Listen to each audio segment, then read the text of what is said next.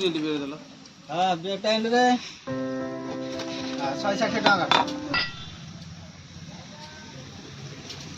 तो 160 रे खाई 150 खाई 160 नो जो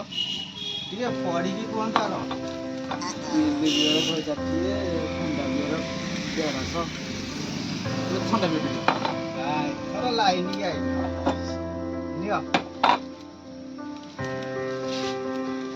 ଛାଉ ତମର ପ୍ରଶ୍ନ ଇଂଲିଶରେ ମାଗିଲେ 160 ଓଡ଼ିଆରେ ମାଗିଲେ 150 ଅର୍ଥ ଜାଣିପାରିଲୁନି ମୋ ପୁଅ ଯେତେବେଳେ ଓଡ଼ିଆ ମିଡିୟମରେ ପଢୁଥିଲା ଟ୍ୟୁସନ ଫିସ୍ 1000 ଟଙ୍କା ନଉଥିଲା ଏବେ ଯେତେବେଳେ ଇଂଲିଶ ମିଡିୟମରେ ପଢିଲା ଟ୍ୟୁସନ ଫିସ୍ 2000 ଟଙ୍କା ନେଲା କେତେ ଟଙ୍କା ନେଲି 10 ଟଙ୍କା ମାତ୍ର ନେଇଛି